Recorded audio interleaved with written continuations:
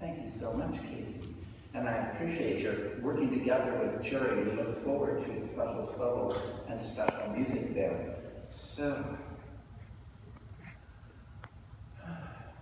it was just the other day that one of my friends from the Lions Club came by the church to drop some things off for me, as Fullerton was much closer to his home than Rancho Cucamonga.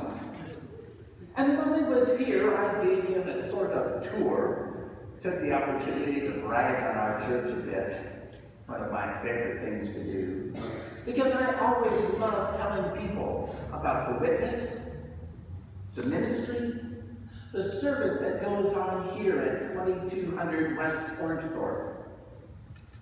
He was here on a Monday before the meal started, but was still amazed to see our fellowship hall set up to feed such a large number of people, which I let him know we did every Monday night, with the help of other local churches. But there was more.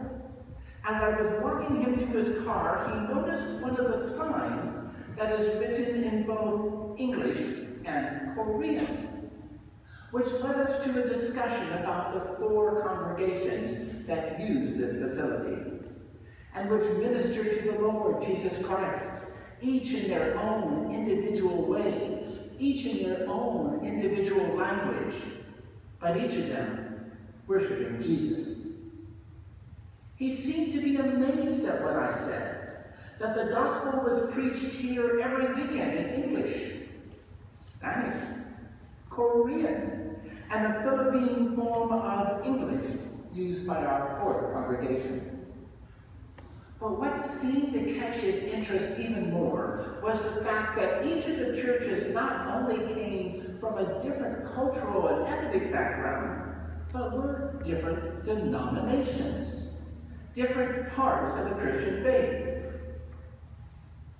Now later on that day as I drove home, I was reflecting on my time with Brian Mike, and the questions that he asked, and the feelings that he shared, and the curiosity he had about our multi-denominational ministry. How about that? I got through that without stumbling. That goes on here.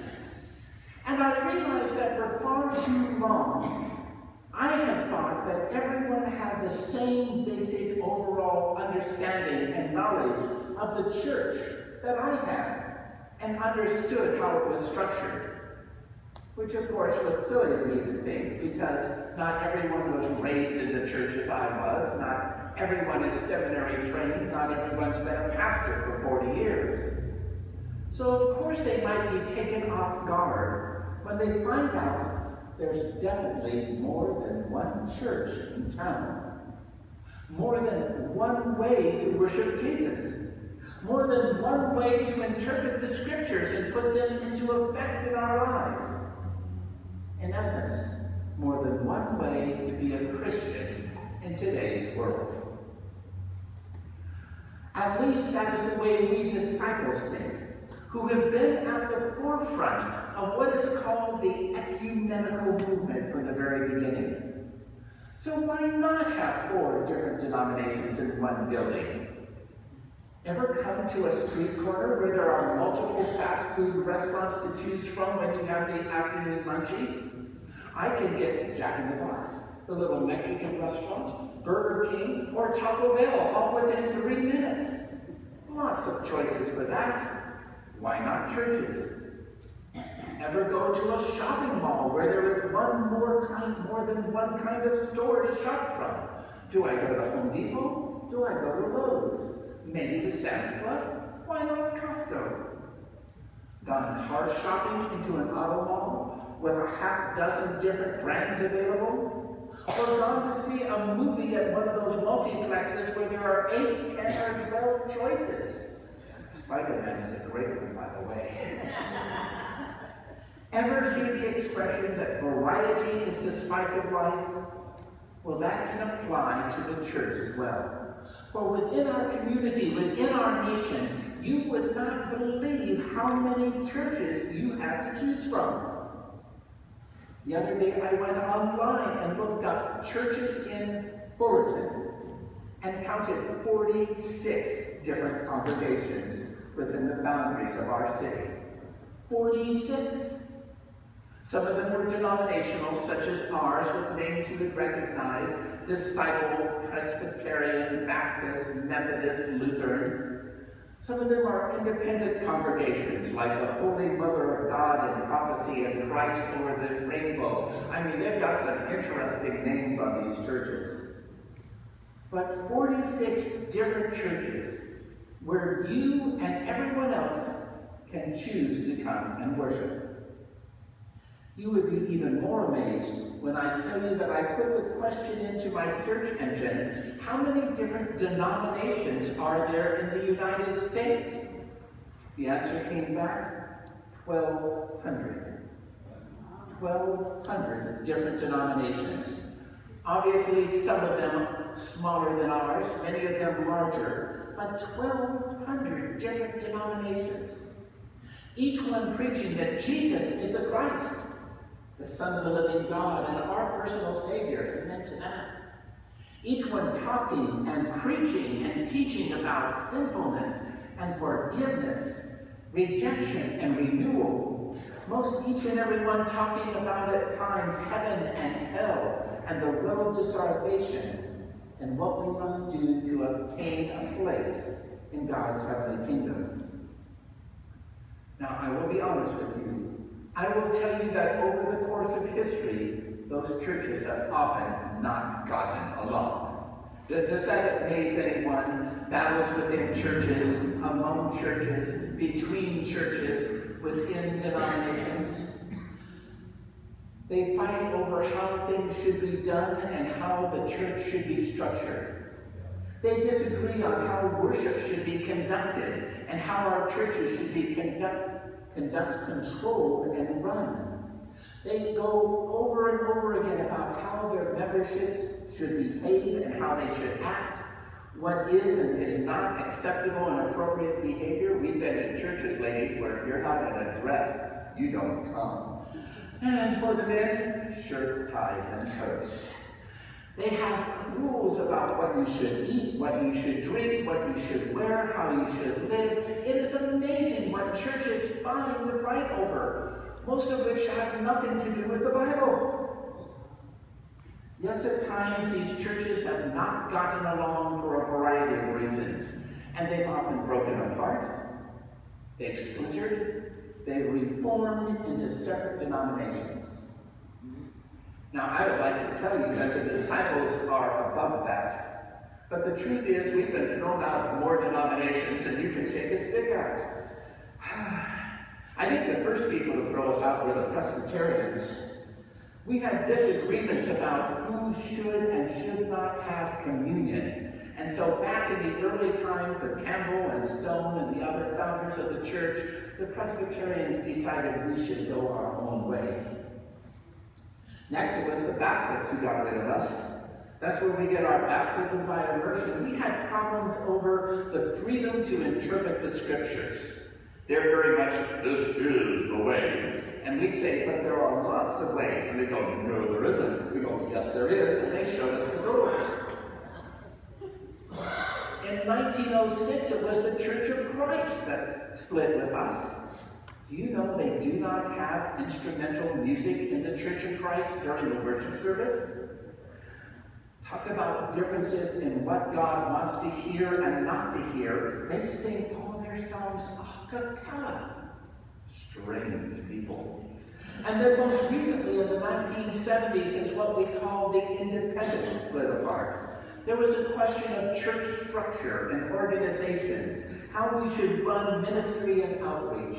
Yes, we have been thrown out of some of the best churches in town, us and most everyone else. That's why there's 1,200 of us in the U.S. But does this bother Jesus, our Lord and Savior? And the answer is yes. And the answer is no. Yes, I am sure that Jesus wishes that all his churches and all the people could join together, hand in hand, heart in heart. Sort of like when we go on the hunger walk and we join together on that. That's when Jesus really feels good. He'd love to see us stopping the bickering, the fighting, the disagreements that make front page news and fill the social media, because anytime there's a problem within the church, it seems that the world finds about it. When we do something good, it's a secret. But more importantly, does this bother Jesus? And the answer is no. Because Jesus knows that we are each unique and special people, different in our own way. Some of you are a lot more different than others, but different in our own way. We come from different backgrounds and experiences that have formed us to be who we are. We have different priorities, different things in life that we emphasize. And part of what is unique about us is the way we choose to express our faith, in the ways which are most meaningful to us.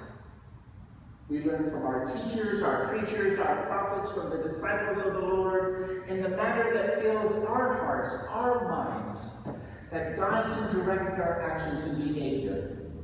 And we do that in different ways because we are exactly that. We are different. And God loves us for that. Please think about that. God loves you for exactly who you are. He welcomes each of us in his loving arms into his forgiveness and redemption, into the heavenly kingdom and salvation. That's why we have scriptures like the one read for us earlier today from the 3rd chapter of Galatians, verses 22 to 29. It says, "Now before faith came, we were confined under the law, kept under restraint until faith should be revealed, so that the law was our custodian until Christ came, that we might be justified by faith. But now that faith has come, we are no longer under a custodian." And listen to this part. "For in Christ Jesus, you are all sons of God through faith. For in Christ Jesus, you are all daughters of God through faith." It does not matter what your church name is, what your denominational flag is. It goes on to say, "For as many of you as were baptized into Christ have put on Christ. There is neither Jew nor Greek. There is neither slave nor free. There is neither male nor female, for we are all one in Christ Jesus. And if you are Christ, then you are Abraham's offspring, heirs according to promise." Jesus could not have put it any clearer. The fact that all people are his people. Those of you who choose to sit in the back, those who sit in the front, those who listen from up above. We are all God's people. Now, in this particular passage, he chose the 3 most common distinctions at the time. At the time of Jesus, the world was divided into, I'm part of the 12 chosen tribes of Israel, or I'm a Gentile. And they did not like one another. There were men and there were women. No, there were men and there were women, not side by side, men and women. And there was slave and there was free, because slavery was rampant in the ancient world. And they divided themselves, their entire world, into these different groups. And there could have been dozens of others listed. But Jesus said, there's nothing wrong with that. There's nothing wrong with being different, to choosing to worship and conduct a church and be the church in a way that fits you, that fits your characteristics, your habits, your lifestyles. How can anyone be upset with the fact that we have a variety of ways that allow us to worship the Lord? They went on in other scriptures, like this one is referring to on the screen from 1 Corinthians, that try to point out that each and every person within a church, within the family of God, is valuable. That includes Jeff, that includes Chris, that includes Becky, each and every person. It uses the human body to teach the lesson that each of us are an important part of the body, and we're vital to the health and well-being and functioning of the church. Listen to 1 Corinthians. "For just as the body is one and has many members, and all the members of the body, though many, are one body, so it is with Christ. For by one Spirit we were baptized into one body. Jews or Greeks, slaves or free, and all were made to drink of one Spirit. And it then goes on to give details. For the body does not consist of one member, but of many. If the foot should say, because I am not a hand, I do not belong to the body, that would not make it any less a part of the body. And if the ear should say, because I am not an eye, I do not belong to the body, that would not make it any less a part of the body. If the whole body were an eye, where would be the hearing? If the whole body were an ear, where would be the sense of smell? This emphasizes the fact that whatever you do for this church, whatever you do for our ministry, whatever you do for the ministry of Jesus Christ, it is valued and appreciated. And that we should never feel bad because we are not willing to try to feed 100 people and do not belong in the kitchen. That we should not feel bad if we're not the one to play piano. That we should not feel bad because we're not the tech genius that we have up there. We should value what it is we do have, what we can do, what we bring to this. And so each and every person brings a gift. How much more clearly could it be put that humankind is diverse and unique, and that we are valued and important because of that. And it is the same with all the various churches. Now I have to admit, not all churches feel that way. And I have to admit, I do have a couple problems with people who do not agree with me. There was a saying, I used to keep it written down here in my book, it was quoted from online, that says, you can disagree with me if you wish. You have the right to be wrong. And I used to look at that over and over again. You have the right to disagree with me if you wish. You have the right to be wrong. But, I do have some feelings. There are churches out there who believe that what I have said is not true. There are churches out there that are exclusionary about who can and who cannot belong, where some or all of us are not welcome. There are churches out there who disagree with our practices and would kindly show us the door. There are churches out there who believe that when they get to heaven, they'll be the only ones there. There'll be a big surprise for them, won't it? But they believe it is, and they live a life, it is their way or the highway to hell, and it's how they do. And I feel sorry for those who still fail to realize that the church is universal, that we reach out and embrace the entire world, that we are all one faith, and that those differences can be valued, but they do not have to separate us. And then here's another one. And here, this part of the sermon is called Preaching to the Choir, because the people who need to hear this are not here. You see, yes, and that's the difficult part. The people who need to hear this are not here. And so you are given the job of going home saying, the pastor was talking about you in church today. Not particularly by me, but my situation. And I'm going to give a personal example because I don't want anyone to think that people have shared stories with me and I'm thinking of you. When I was 10 years old, my father died. We were part of the Lutheran Church, 3 generations. My family helped build Emmanuel Lutheran, one of the largest and most prominent Lutheran churches in North Hollywood. My father was a non-repentant sinner. He was living with another woman while still married to my mother. They were locked in the midst of a horrible 2-year divorce, and living in sin at that time was totally unacceptable to the Lutheran Church. And when he died and my family went to ask the pastors to do the sermon, they refused, because he did not earn or deserve a Christian burial. So my family left. Grandma, Grandpa, us, 3 generations. And my mother never set foot in a Lutheran church again.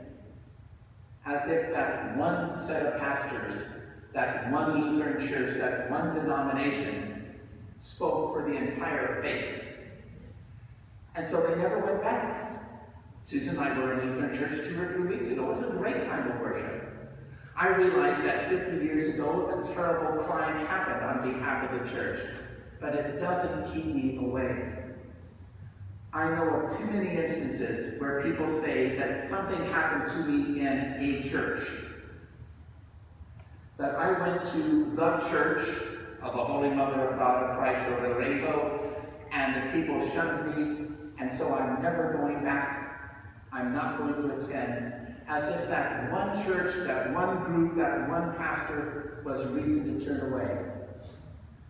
And I just shake my head when I hear that. I think about practical examples. If you go to a restaurant and have a bad meal, do you stop ever going out again? Or do you simply just not go to that restaurant? You know, I think about it, right? You know, if you go to, a movie and you see a lousy movie, if you go to a baseball game and it's as boring as whatever, do you give up and never go again? You just simply choose another movie, you read another book, you go to another restaurant, you deal with another store. You don't give up on it. But so often people see their one experience as the entirety of the faith. And I would love to have the chance to say, there are 46 churches in Fullerton, and if one of them did you wrong, there are 45 others to choose from. There are 1,200 denominations, and if the Lutheran Church still feels that way, which it doesn't, there are 1,199 others to choose from. And so I try to reach out to those. The people who either feel that we have the right to exclude people from the family of God, or people who feel excluded by the family of God. Either way, they need to know that we are the one family of God. And when you walk into a church like Orangethorpe Christian, you are welcome. Even this strange thing to find in the middle of the night that someone had walked into the sanctuary and was sitting here in the dark and was having many different problems here. 5 of us took time to help this young man and do everything we could. Have no idea who he is, where he came from, whether we'll see him again. But we let him know he was welcome. Not to stay here all night, but he was welcome. And that we would feed him, and that he was welcome back the next morning. It's disappointing that we didn't see him today. So, think about the fact that God has created an incredible church. And there is a church for everyone out there. And that when you find people who say that, well, that church was not for me, then find another. That this pastor was not my style, then find another. That this was not my type of worship, then find another. For God has created an incredible family out there, and he wants you to be part of it. Let's pause for a moment of prayer. Dear Lord, I thank you for the great breadth of the church that offers so much to so many people. Lord, help each one to find the home that's out there. Let them be curious. Let them be adventurous. Let them go out and find that home that is waiting for them to welcome them. For all belong in church, for all are the family of God. Amen.